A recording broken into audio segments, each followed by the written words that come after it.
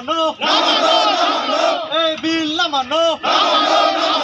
এই বিল বাতিল কৰো বিজেপি সৰকাৰ হায় হায়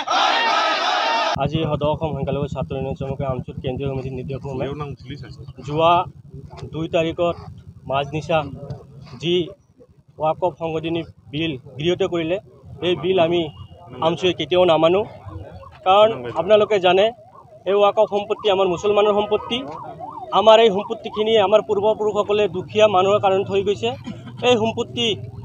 যি অধিকাৰ সম্পূৰ্ণৰূপে মুছলমানৰ অধিকাৰ ইয়াত বিজেপিৰ কোনো নৈতিক অধিকাৰ নাই আমাৰ সম্পত্তি বিজেপিয়ে কাঢ়ি ল'ব এইটো আমি কেতিয়াও সহ্য নকৰোঁ আৰু বিজেপিয়ে যেতিয়াৰ পৰা এই ভাৰতক শাসনত আহিছে তেতিয়াৰ পৰা মুছলমানসকলক নিঃশেষ কৰাৰ কাৰণে দিনে ৰাতিয়ে তেওঁলোকে কাম কৰি আছে আৰু বিজেপি দলে কেনেকৈ মুছলমানৰ জাতিটোক শেষ কৰিব পাৰো তাৰ বিৰুদ্ধে কেৱল মাত্ৰ কাম কৰে বিজেপি চৰকাৰে ভাৰতখনক ভাগ কৰিব বিচাৰিছে আমাৰ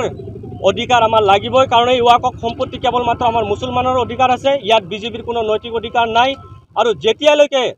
এই বিল বাতিল নকৰিব তেতিয়ালৈকে আমচুৱে তীব্ৰ গণতান্ত্ৰিকভাৱে আন্দোলন কৰি যাব লাগিলে আমাৰ তেজ দি হলেও আমাৰ যি অধিকাৰ এইখিনি আমি বিজেপি চৰকাৰৰ পৰা কাঢ়ি আনিম কাৰণ আপোনালোকে ইতিমধ্যে জানে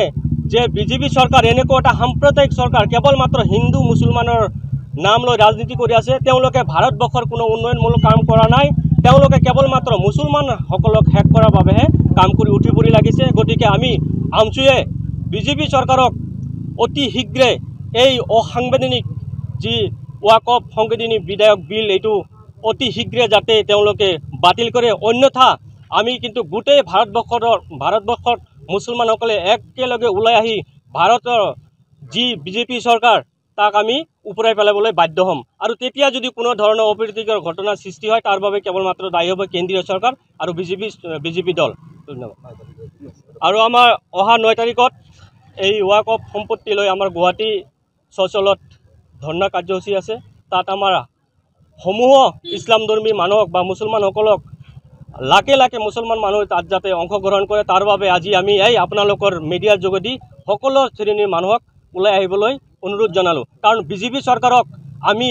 অতি শীঘ্ৰে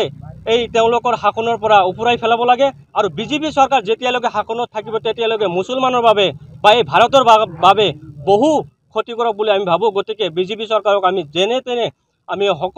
সকলো শ্ৰেণীৰ মানুহক